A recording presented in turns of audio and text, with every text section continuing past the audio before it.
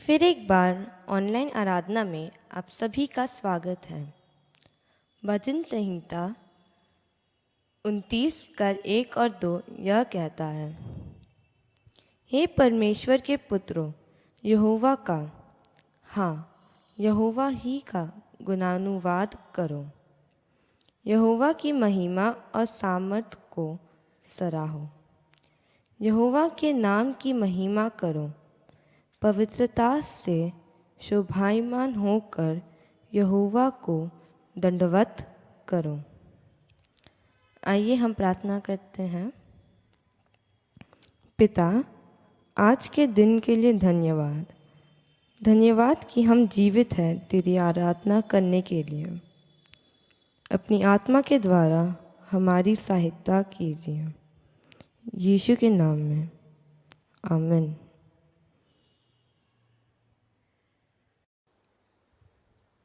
आइए हम सब परमेश्वर की महिमा करते हुए, परमेश्वर को धन्यवाद देते हुए इस गाना को करते हैं। आशीष तुमसे चाहते हैं, हे स्वर्ग पिता, हम आते हैं।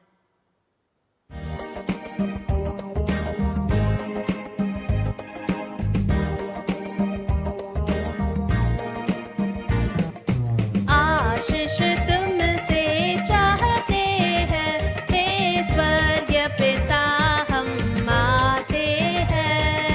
आशीष तुमसे चाहते हैं, हे स्वर्ग पिता, हम आते हैं।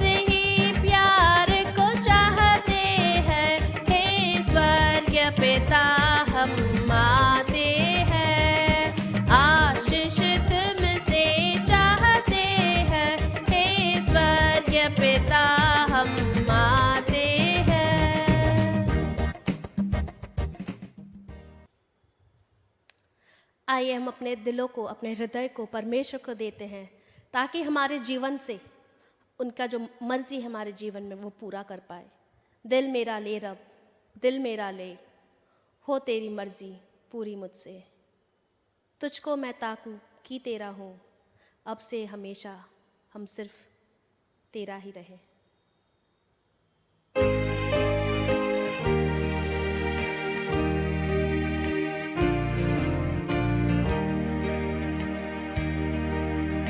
दिल मेरा ले रब, दिल मेरा ले, हो तेरी मर्जी पूरी मुझसे। तुझको मैं ताकूं कि तेरा हूँ, अब से हमेशा तेरा रहूं। दिल मेरा ले रब, दिल मेरा ले, अब इसको जांचो तक़वियत दे, कर मेरे दिल को खालिस और साफ, बर्रे के खून से हो शफ़ाफ। दिल मेरा ले रब, दिल मेरा ले, साफ मेरा दिल हो हर बदी से। ताकत रूहानी अब दिल में भर, प्यारे खुदावन पाक मुझे कर।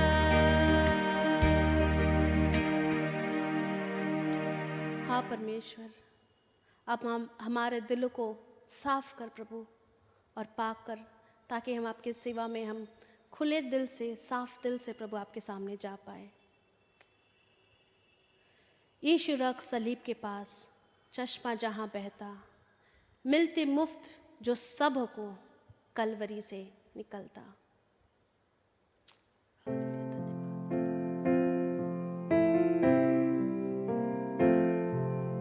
यीशु रख सलीब के पास, चश्मा जहाँ बहता, मिलता मुफ्त जो सबको कलवरी से निकलता।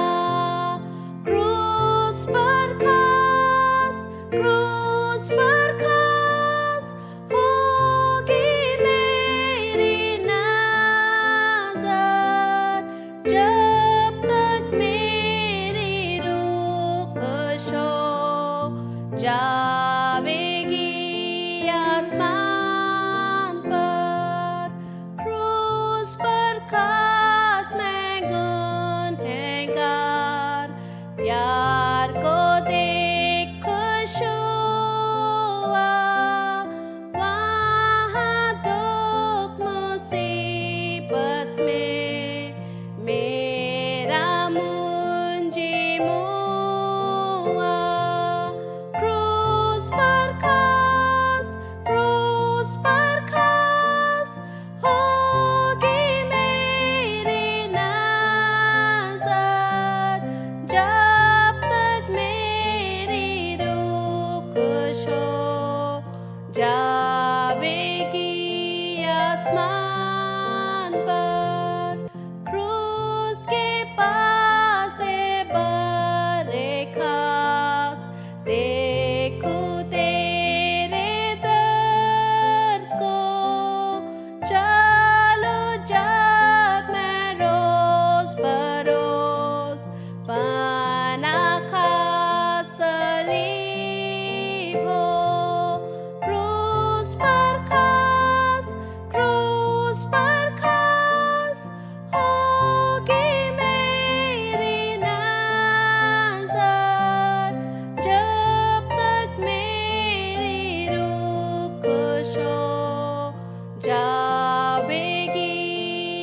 आसमान पर क्रूस के पास मैं ठहरूंगा।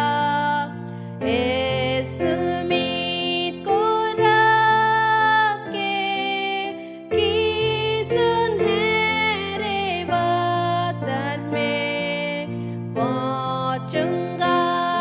इस धार से क्रूस पर खास होगी मेरी नजर, जब तक मेरी रूह खुश हो जावेगी आसमान पर।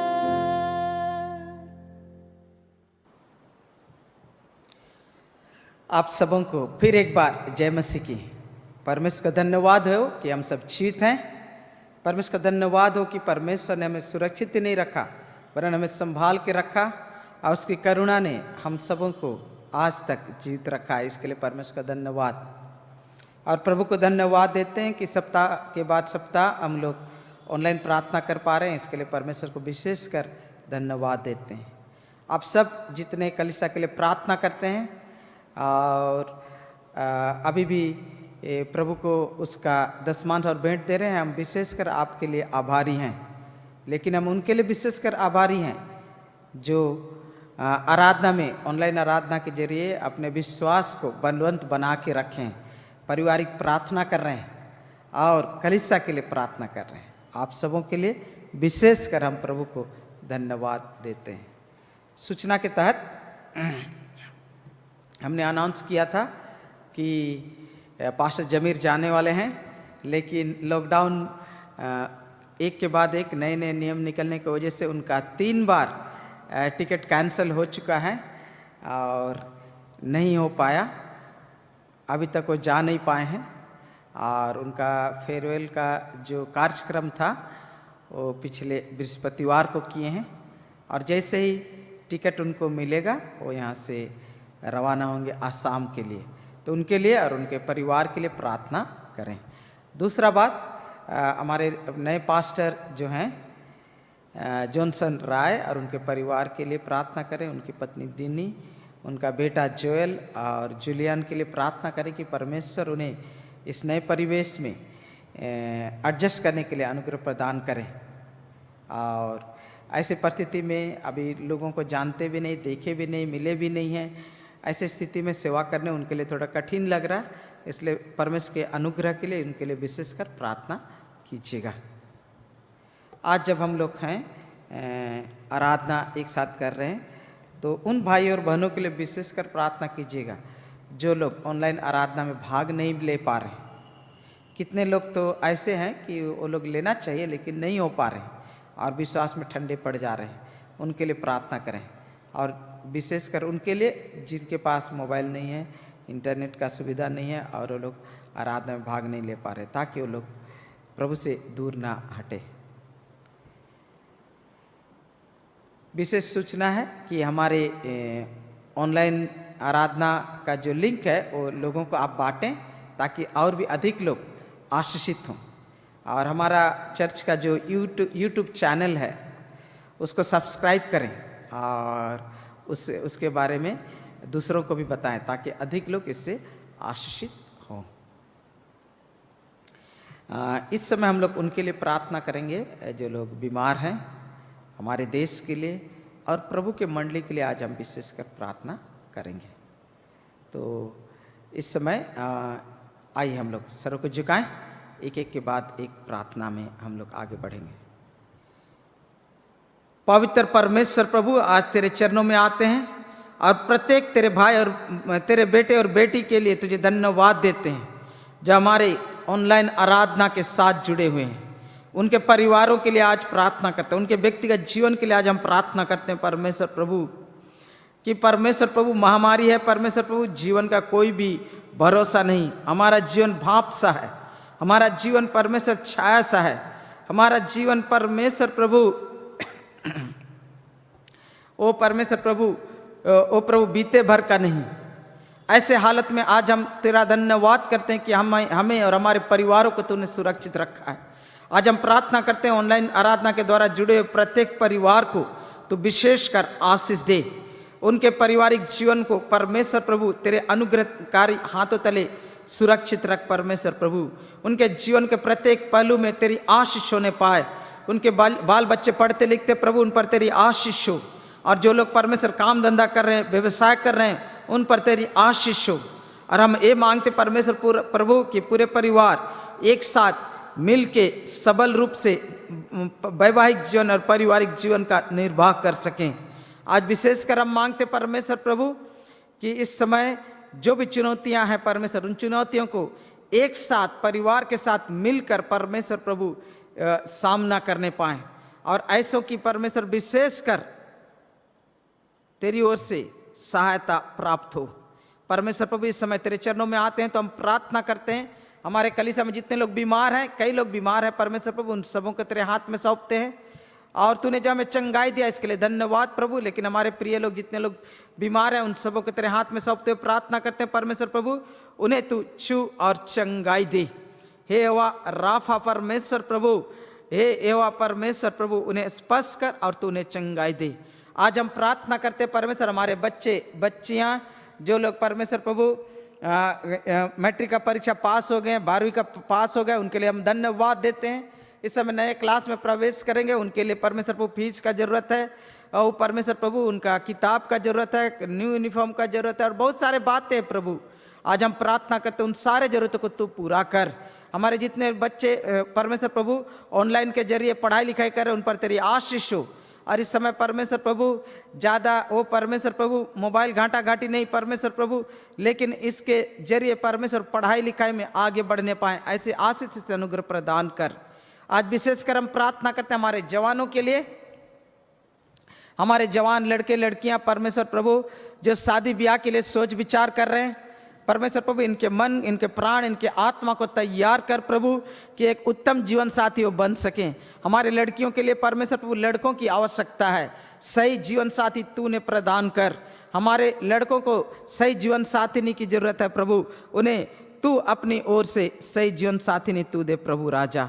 आज हम प्रार्थना करते हैं और कई लोग परमेश्वर विवाह करना चाहते हैं प्रभु अपने बेटे अपने बेटियों का, परमेश्वर प्रभु तू उनके इच्छा को जानता है, उनकी सहायता कर और उन्हें सफलता तू दे परमेश्वर प्रभु। आज जब हम तेरे चरणों में आते हैं परमेश्वर प्रभु, हम धन्यवाद देते प्रत्येक हमारे कलीसिया के जवानों के लिए। आज हम प्रार्थना करते हैं कि उन्हें पवित्र रख, उन्हें शुद्ध रख और परमेश्वर प्रभु संसार के कलंक से और गंदगी से और बुराई से और अशुद्धता से उन्हें बचा कर रख प्रभु राजा।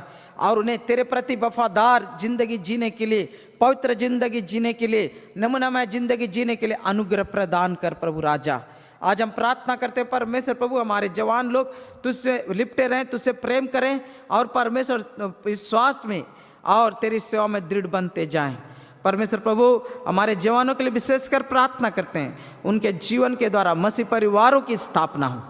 पवित्र प्रभु इस समय हम तेरे चरणों में आते हैं और प्रार्थना करते हैं जो नौकरी की तलाश में है, जो रोजगार की तलाश में प्रभु उनके मनोरथों को तो पूरा कर परमेश्वर प्रभु। हे राफा परमेश्वर प्रभु तू जो परमेश्वर प्रभु हमें बीमारी से चंगाई देता है, आज हम प्रार्थना करते हैं हमारे बीमार आर्थिक स्थिति को तू चंगा कर परमेश्वर प्रभु राजा। हे परमेश्वर प्रभु तूने जो मलकी को वादा किया प्रभु कि मैं नाश करने वालों को घुड़कूंगा, मैं भक्षण करने वालों को घुड़कूंगा प्रभु, तू परमेश्वर हमारे जीवन में जितने भी ओ परमेश्वर आर्थिक हानि के कारण है उन्हें हमारे जीवन से, हमारे परिवार से तू दूर कर प्रभु और मलकी की आशीष को तू प्रदान कर प्रभु राजा। आज तेरे चरणों में आते हैं और प्रार्थना करते हैं परमेश्वर प्रभु हमारे प्रधानमंत्री के लिए, प्रार्थना करते हैं हमारे मुख्यमंत्रियों के लिए, प्रार्थना करते हैं जितने हमारे देश के नेता लोग हैं, गवर्नर लोग के लिए प्रार्थना करते प्रभु राजा कि परमेश्वर प्रभु उन सबों को अकल और बुद्धि दे, ज्ञान और समझ दे और हमारे देश को परमेश्वर प्रभु तू चला, हमारे देश के सीमाओं की तू रक्षा कर प्रभु और हमें आज़ाद बनाए रख परमेश्वर प्रभु राजा। आज हम विशेषकर प्रार्थना करते प्रभु, आर्थिक संघर्ष से होकर जो हम लोग गुजर रहे हैं पूरे देश में, परमेश्वर प्रभु इस पर विजय देने के लिए अनुग्रह प्रदान कर।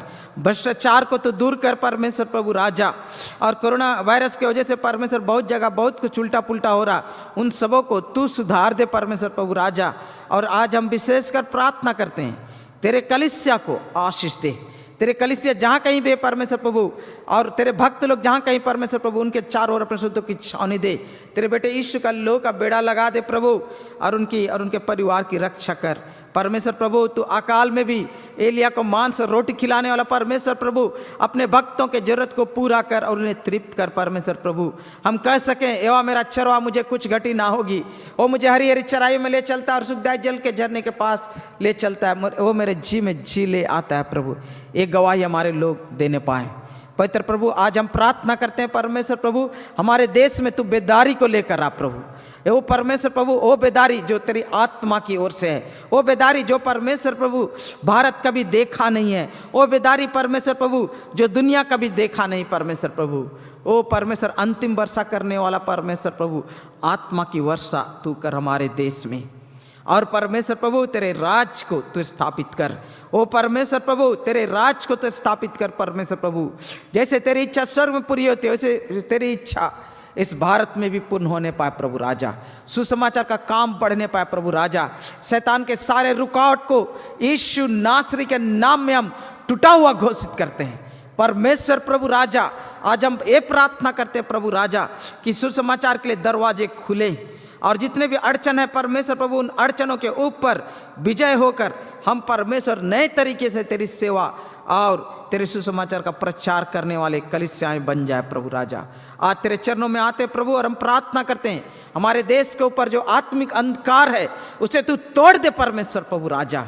तू परमेश्वर हमारे भारत के एक एक भाई और बहन के लिए परमेश्वर प्रभु क्रूस पर अपने पुत्र को बलिदान किया, और उसका एक एक खून उनके लिए एक एक खून का कतरा उनके लिए बहाया गया। ओ परमेश्वर प्रभु, यीशु मसीह के उस कुर्बानी के ओ परमेश्वर प्रभु करुणा को हमारे देश पर उंडेल दे प्रभु राजा, ताकि परमेश्वर प्रभु नरक जाने वाली आत्माएं परमेश्वर प्रभु तेरी ज्योति में आ जाएं, तेरे पुत्र के ओ परमेश्वर प्रभु ज्योति के संसार में आ जाएं प्रभु। ऐसे आशीष से अनुग्रह तू प्रदान कर।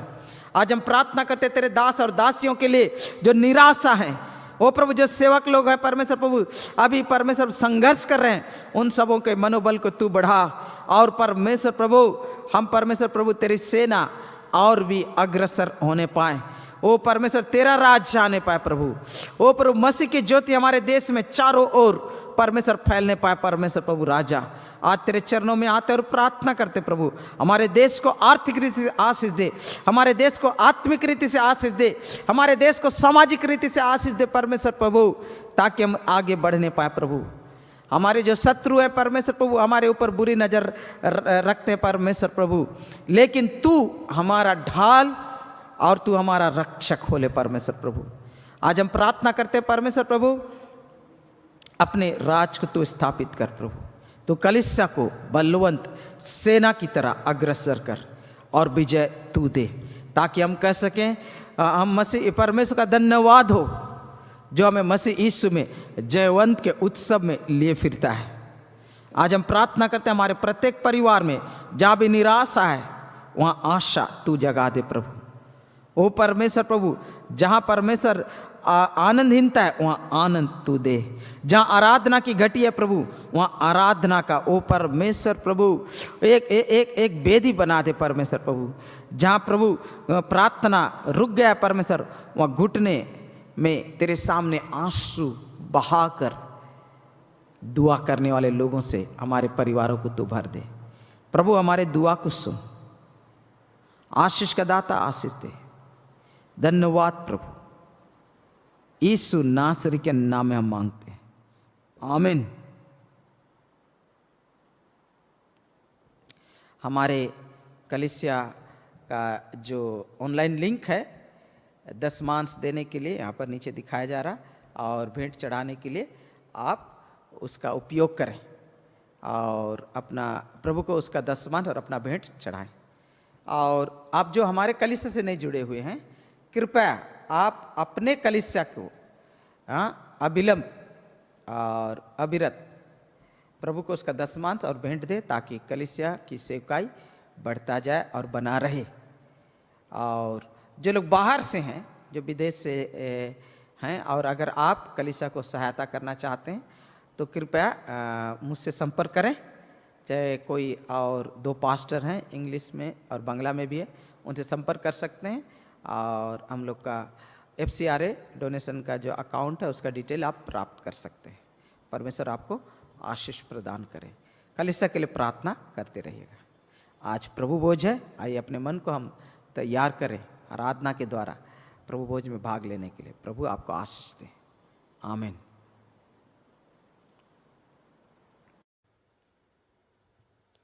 आइए अपने हृदय को तैयार करते हैं परमेश्वर के मेज़ के लिए, परमेश्वर के वचन के लिए, और हम उस कलवरी से लिपटे रहेंगे ताकि हम हमेशा जान पाए कि वही हमारा परमेश्वर है। आ वो प्यारी सलीब।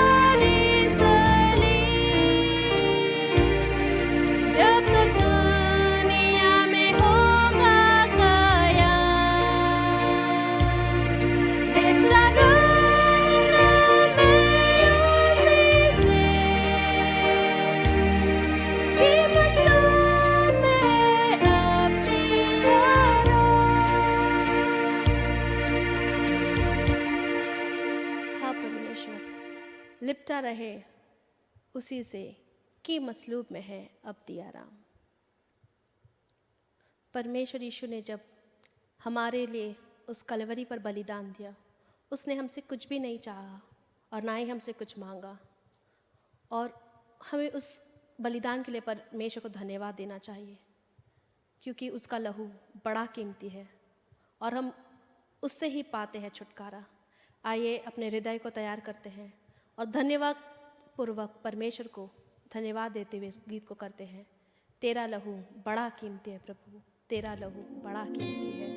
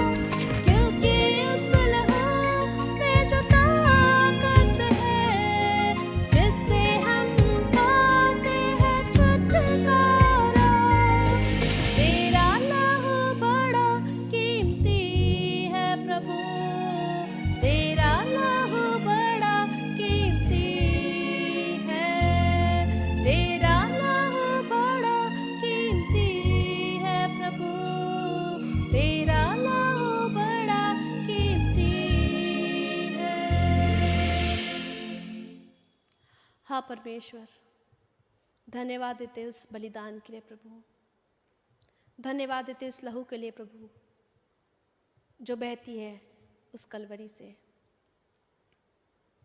आपने हमसे इतना प्रेम किया और हम मानते हैं कि आपने हमसे इतना प्रेम किया कि आपने सलीब पर अपनी जान को हमारे लिए दे दिया, और इसलिए प्रभु हम आपको विशेष कर धन्यवाद देते हैं। हम धन्यवाद देते प्रभु कि आपने हमें कितना प्रेम किया कि हम बता नहीं सकते प्रभु, और हम धन्यवाद इतना भी नहीं कर सकते कि आपको हम बता पाए और जता पाए प्रभु कि आपने हमारे लिए क्या कुछ किया प्रभु। उस बलिदान के लिए हम लोग हर वक्त धन्यवाद देते हैं प्रभु। हे परमेश्वर पिता, हम धन्यवाद देते हैं कि आपने हम सबको सुरक्षित रखा प्रभु।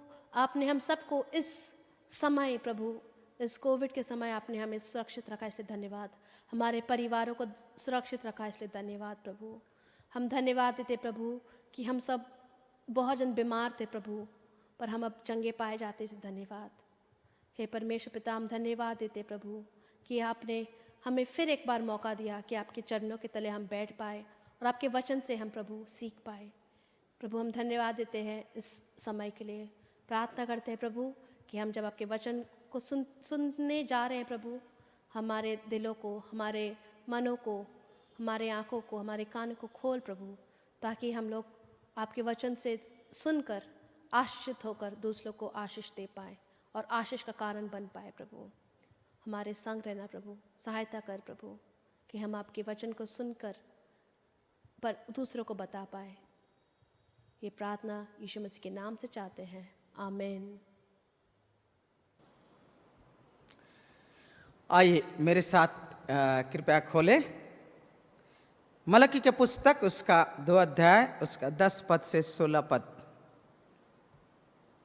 क्या हम सबों का एक ही पिता नहीं? क्या एक ही परमेश्वर ने हमको उत्पन्न नहीं किया? हम क्यों एक दूसरे से विश्वासघात करके अपने पूर्वजों की वाचा को तोड़ देते हैं?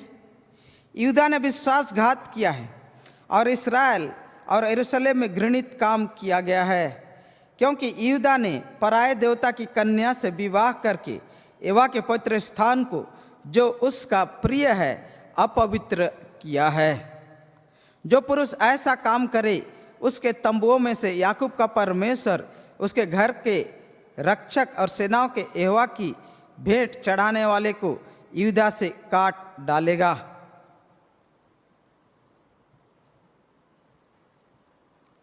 आइए हम प्रार्थना करें। प्रभु, ये वचन तेरा है, हम सब तेरे हैं। इस समय हमारे हृदयों को तेरे वचन को सुनने के लिए तैयार कर। वचन प्रभु कठिन है, लेकिन तू हर एक कठोर हृदय को नरम बना दे, ताकि तेरे वचन का बीज हमारे जीवन में फल को उत्पन्न करे। यीशु के नाम में आमीन।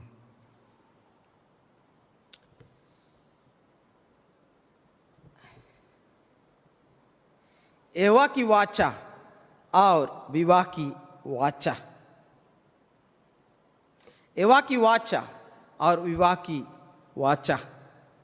आज हम लोग प्रभु भोज ग्रहण करने वाले हैं, इसलिए मैंने समझा कि आप लोग के सामने वाचा के विषय में बातचीत करूं, क्योंकि यीशु मसीह ने प्रभु भोज के दरमियान कहा कि मैं तुम्हारे साथ एक नई वाचा बांधता हूं।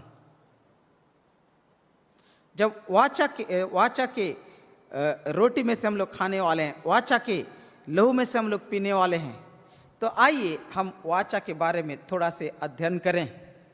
मलकी के पुस्तक अगर आप पढ़ेंगे तो ये पुस्तक ऐसा पुस्तक है जो परमेश्वर के लोगों को परमेश्वर के साथ उनका जो वाचा है उसके प्रति वफादार, विश्वास योग्य बनने के लिए निमंत्रण देता है।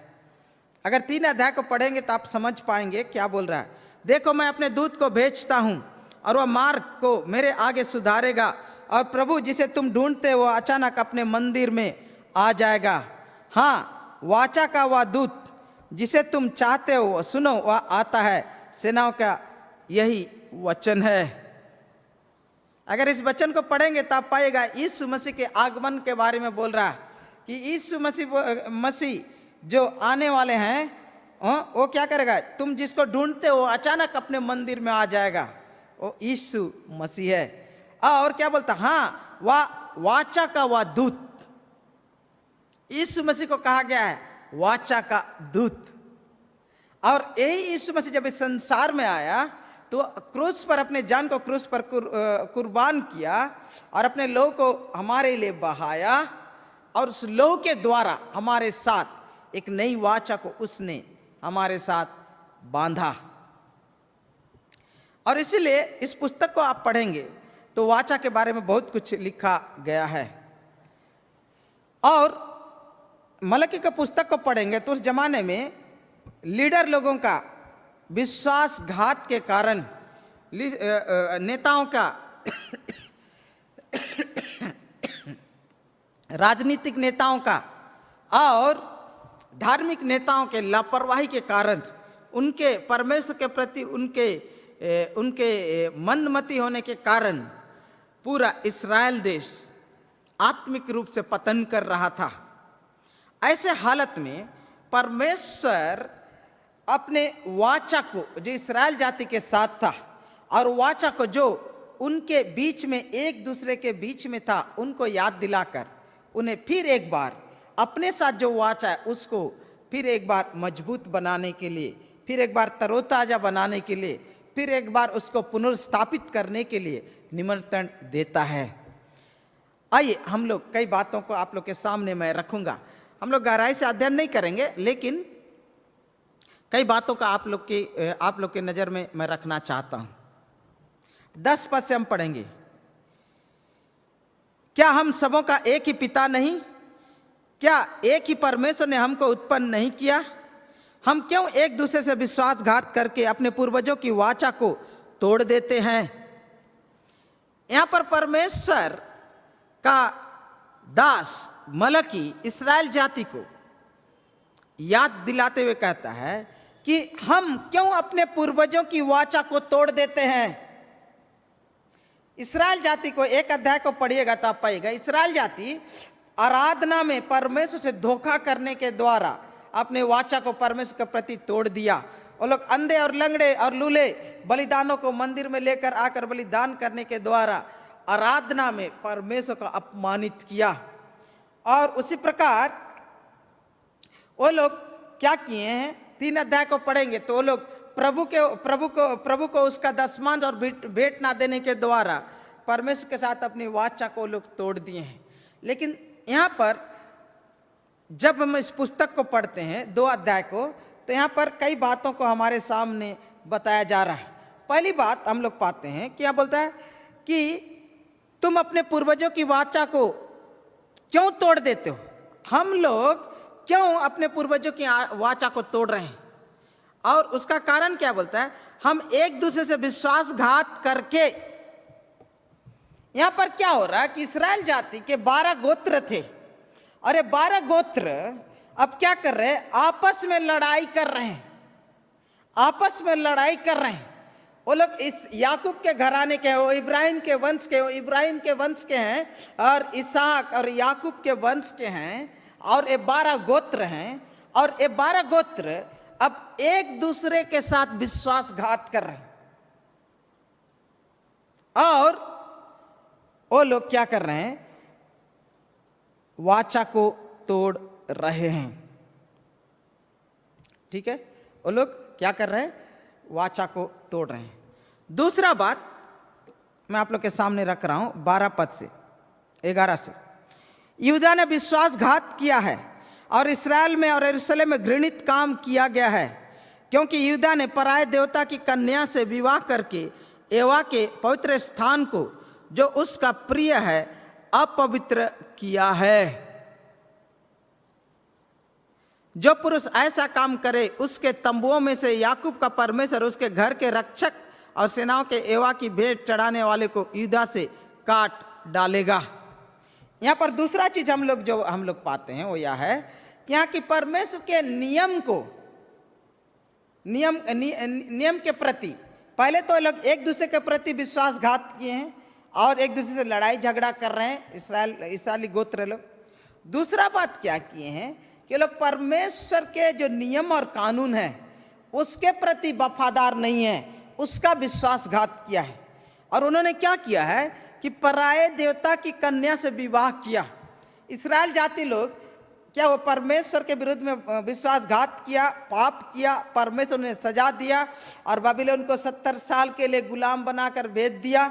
और परमेश्वर अपनी वाचा के तहत उनको फिर एक बार इस्राएल देश में लौटा कर लेकर आया। अब ये लोग इस्राएल देश में लौट कर आए तो यहाँ पर क्या देख रहे हैं कि यहाँ पर बहुत सारे लोग पहले से हैं।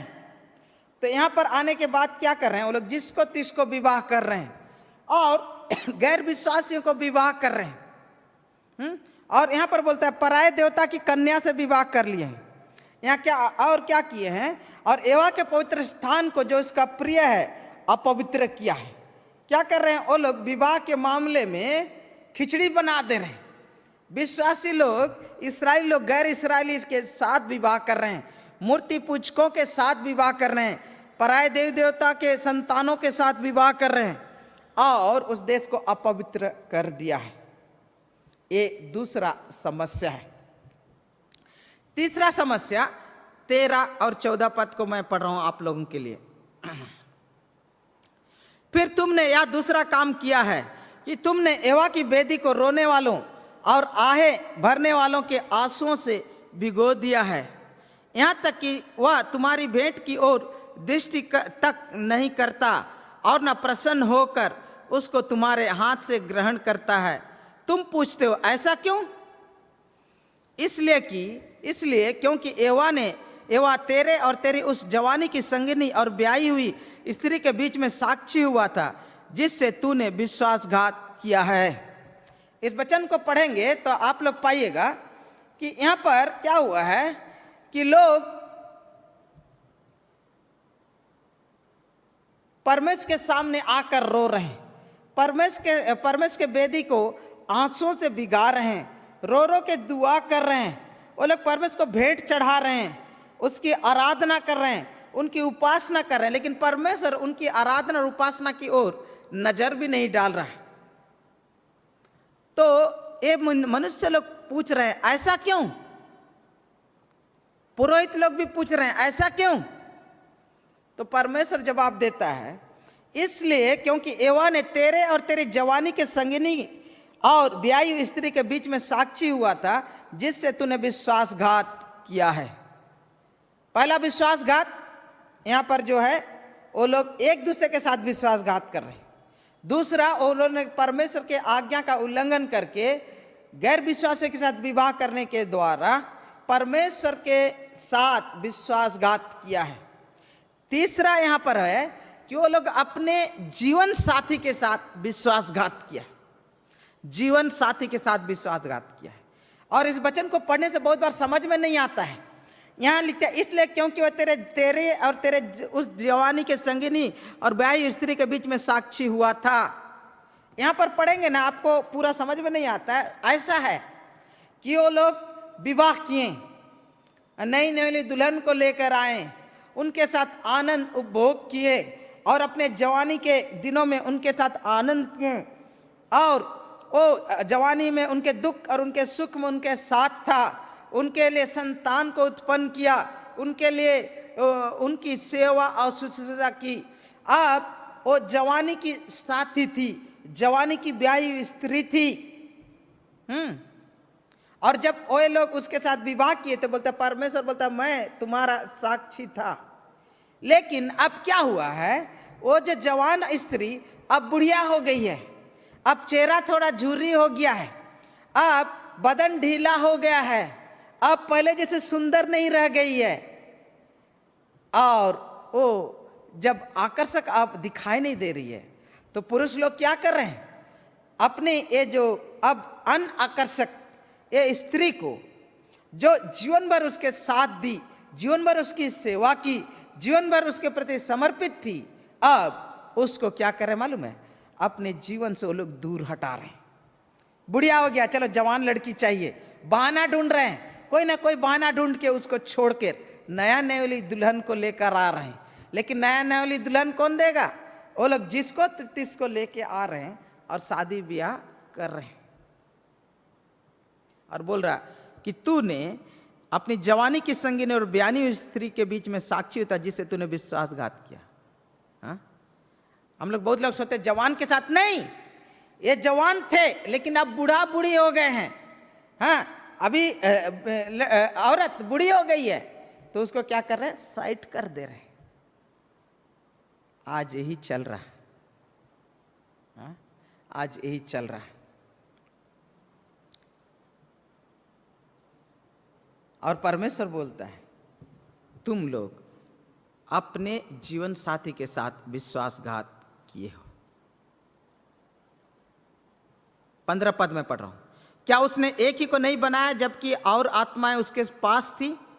और एक ही को क्यों बनाया? इसलिए कि वह परमेश्वर के योग्य संतान चाहता है। इसलिए तुम अपनी आत्मा के विषय में चौकस रहो और तुम में से कोई अपनी जवानी की स्त्री से विश्वासघात ना करो। परमेश्वर बोल रहा है अपने जवानी की स्त्री के साथ विश्वासघात ना करो। बूढ़ा हो गया, बूढ़ी हो गया तो बूढ़ा को छोड़ देना है। हाँ, बूढ़ी को छोड़ देना है। आजकल का ऐसे रंगलिया मनाने वाला विवाह और विवाह के पार्टनर लोग रह गए। और परमेश्वर बोल रहा है ऐसा मत करो, ऐसा मत करो। 16 पद, क्योंकि इस्राएल का परमेश्वर यहोवा यह कहता है, मैं स्त्री त्याग से घृणा करता हूं और उससे भी जो अपने वस्त्र को उपद्रव से ढांपता है। इसलिए तुम अपनी आत्मा के विषय में चौकस रहो और विश्वासघात मत करो। सेनाओं का यही वचन है। परमेश्वर बोलता है कि हे इस्राएल जाति, तुम तो विश्वासघात करते रहे हो।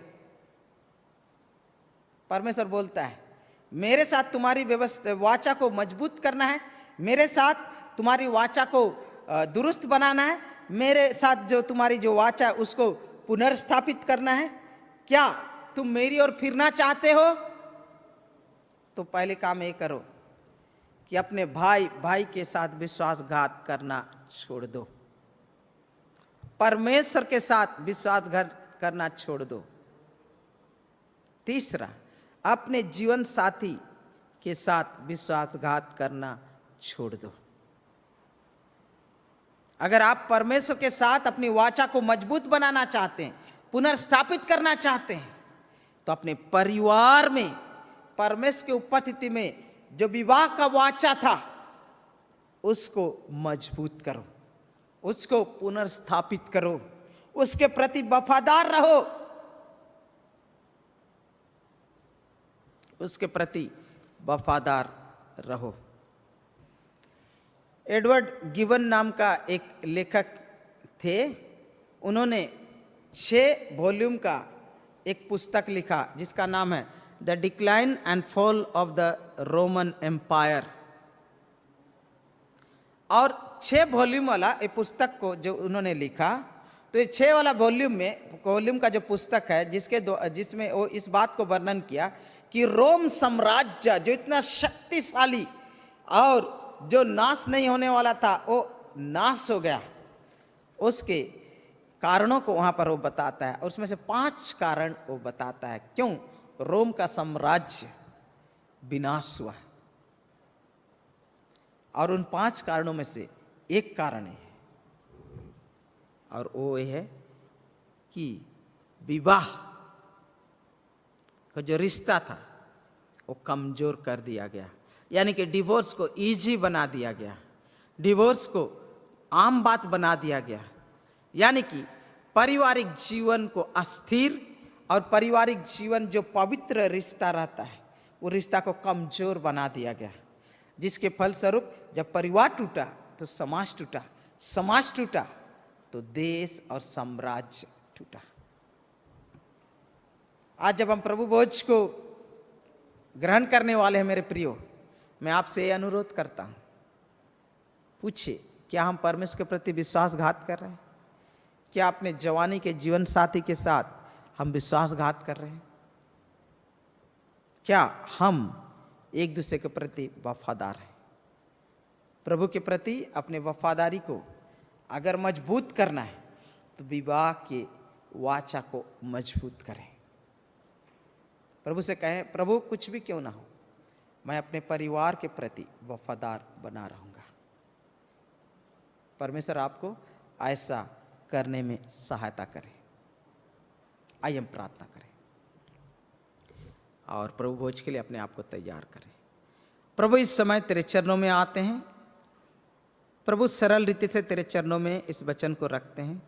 हमारे लोगों को, हमें प्रभु इसके गहराई को समझने के लिए सहायता कर। प्रभु तूने कहा अपने वचन में, मैं स्त्री त्याग से घृणा करता हूँ, मैं डिवोर्स से घृणा करता हूँ।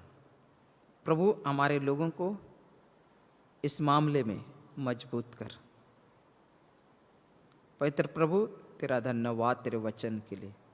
किसे ज़रूरत है मालूम नहीं प्रभु।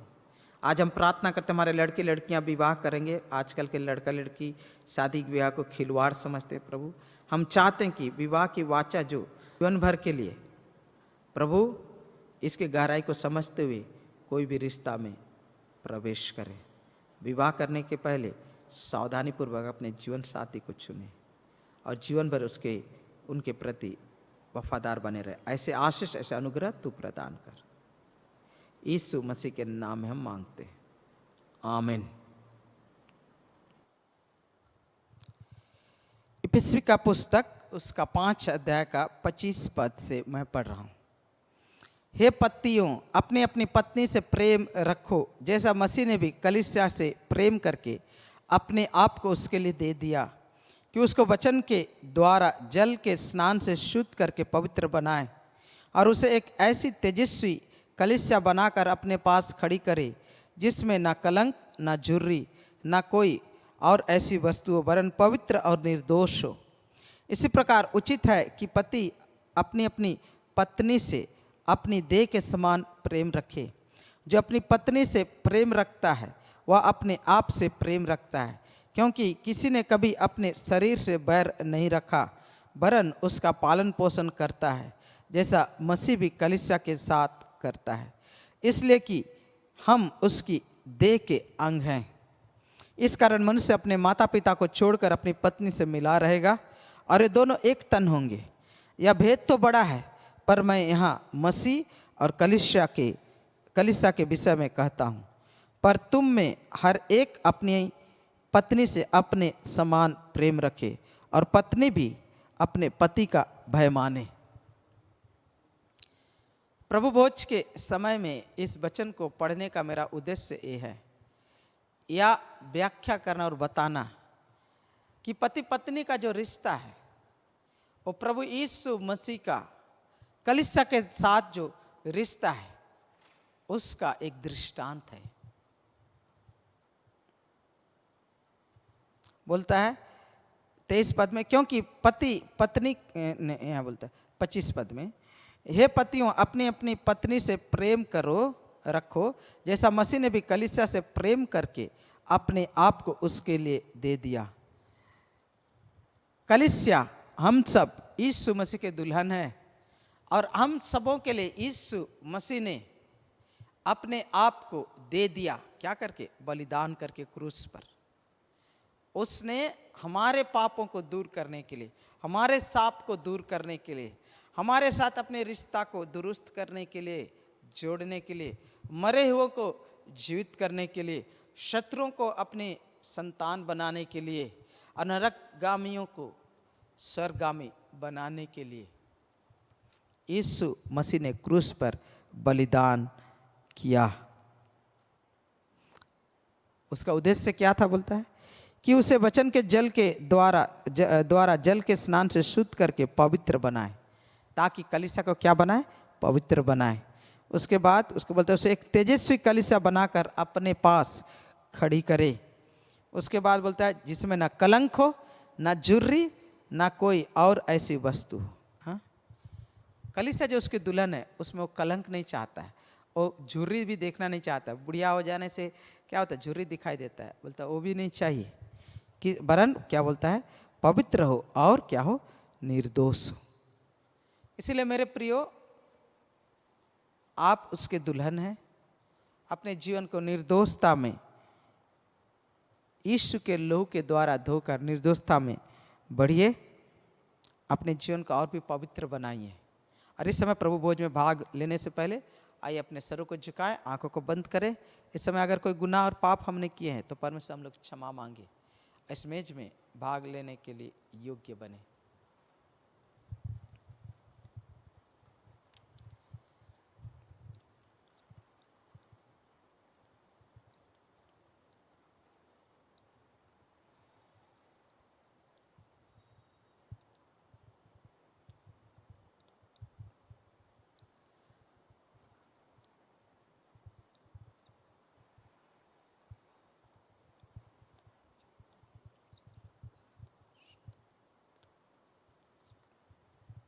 प्रभु हर एक गुनाह और पाप को जब हमें इस मेज में भाग लेने के लिए अयोग्य बनाता है तो क्षमा कर, शुद्ध कर और पवित्र कर।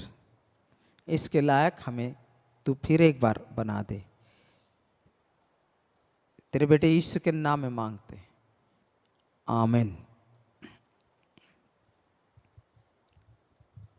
इस समय कलीसिया का जो आत्मिक परिवार का जो आत्मिक अगुवा है, आप लोगों के बीच में जो आत्मिक अगुवा है, कृपया रोटी के प्लेट को, बर्तन को अपने हाथ में ले। मैं धन्यवाद के प्रार्थना में अगुवाई करूंगा।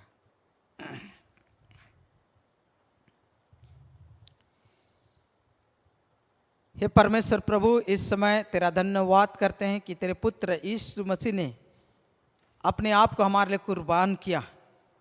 उसके देह के प्रतीक इस रोटी को तेरे हाथ में सौंपते हैं और प्रार्थना करते, परमेश्वर प्रभु कि इसे आशीष कर, इसे पवित्र कर।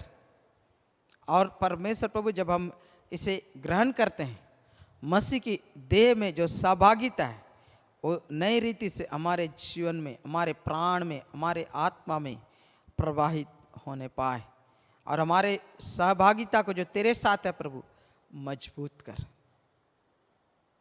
मजबूत कर प्रभु। इस समय प्रत्येक तेरे दास और दासी के जीवन में तेरे विशेष आशीष और अनुग्रह उतरने पाए, यीशु मसीह के नाम में मांगते हैं, आमीन। इस समय रोटी को उपस्थित विश्वासी भाई बहनों को बांट दे और हम बाद में एक साथ ग्रहण करेंगे।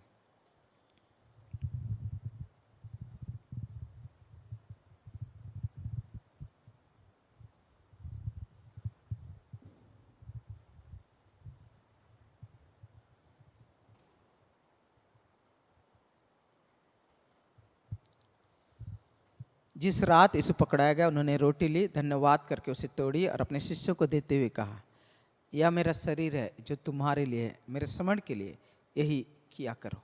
आइए हम एक साथ धन्यवाद पूर्वक ग्रहण करें।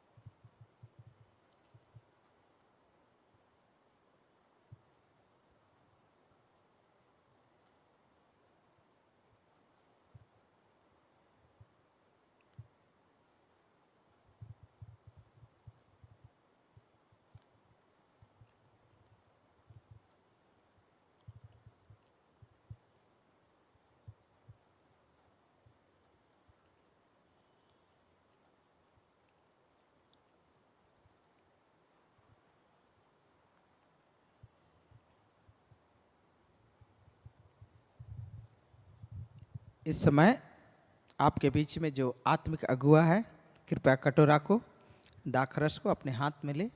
मैं प्रार्थना में अगुवाई करूंगा।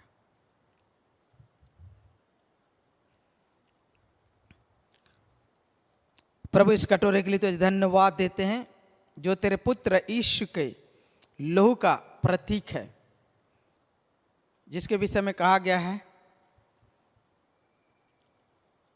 क्योंकि तुम्हारा निकम्मा चाल चलन जो बाप दादों से चला आता है, उससे तुम्हारा छुटकारा चांदी सोने अर्थात नाशमान वस्तुओं के द्वारा नहीं, परंतु निर्दोष और निष्कलंक मेमने अर्थात मसीह के बहुमूल्य लहू के द्वारा हुआ। उस लहू के लिए हम तुझे धन्यवाद देते हैं, जिसके द्वारा तूने परमेश्वर प्रभु हमारे जीवन के निकम्मा चाल चलन से हमें आजाद किया। प्रभु हमें स्वतंत्र किया।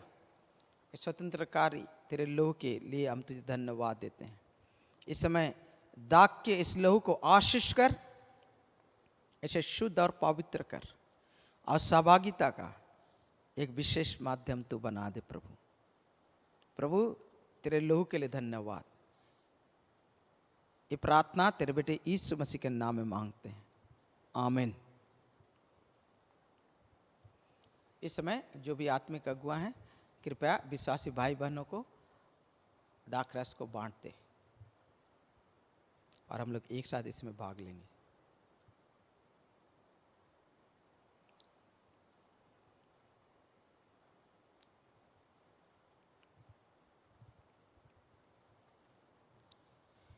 जिस रात यीशु पकड़ा गए, उन्होंने ब्यारी के बाद कटोरा भी लिया और अपने शिष्यों को देते हुए कहा, ये कटोरा मेरे लहू में नई वाचा है, जब कभी पियो तो मेरे स्मरण के लिए यही किया करो।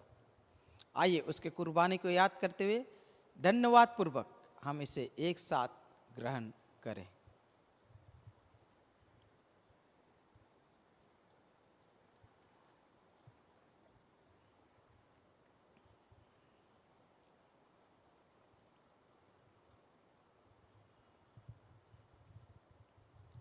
आइए हम प्रार्थना करें। प्रभु इस मेज के लिए धन्यवाद जो तेरे असीम प्रेम को दर्शाता है। परमेश्वर प्रभु, विवाह का रिश्ता कलीसिया के साथ तेरे प्रेम के रिश्ते को, पवित्र रिश्ते को दर्शाता है। हम चाहते हैं कि हमारे पारिवारिक जीवन को, हमारे कलीसिया में जितने परिवार हैं प्रभु, हमारे ऑनलाइन के जरिए जितने भी हमारे साथ आराधना में जुड़े हैं, उनमें से प्रत्येक परिवार को, हमारे कलीसिया के जितने परिवार को परमेश्वर विवाह के बंधन के वाचा को और भी मजबूत कर प्रभु राजा। विवाह के वाचा मजबूत होने पाए प्रभु राजा। पति पत्नी एक दूसरे के प्रेम में और भी प्रगाढ़ता में वो परमेश्वर बढ़ने पाए, एक दूसरे के प्रति वफादार बने रहें और परमेश्वर प्रभु विवाह की वाचा के जो कर्तव्य हैं, उन कर्तव्यों को पालन करते हुए तेरी महिमा करने पाए प्रभु राजा। हमारे वैवाहिक जीवन को, हमारे पारिवारिक जीवन को तू पवित्र कर, निर्दोष कर, निष्कलंक कर, शुद्ध कर। उसमें कोई कलंक हो ना परमेश्वर कोई झुर्री हो। ऐसी आशीष से अनुग्रह प्रदान कर प्रभु। आज विशेषकर हम प्रार्थना करते हैं, पति पत्नी के बीच में प्रेम को तू प्रगाढ़ कर, बलिदान और सेवा को तू प्रगाढ़ कर, समझ को तू बढ़ा दे और मांगते परमेश्वर प्रभु हमारे जीवन के द्वारा गैर मसीह लोग तेरी ओर आकर्षित होने पाए। ऐसी आशीष से अनुग्रह तू प्रदान कर प्रभु। इस समय प्रत्येक भाई बहन के लिए तुझे धन्यवाद देते हैं। जो विवाह नहीं किए उनके लिए भी हम प्रार्थना करते हैं प्रभु, विवाह के लिए अपने आप को पवित्रता के साथ तैयारी करने के लिए अनुग्रह प्रदान कर। यीशु मसीह के नाम में मांगते हैं, आमीन। और अब पिता परमेश्वर का प्रेम, प्रभु यीशु मसीह का अनुग्रह और पवित्र आत्मा की सहभागिता हम में से प्रत्येक के साथ अब से लेकर सदालों बनी रहे, आमीन। प्रभु आप में से प्रत्येक को आशीष दे, आमीन।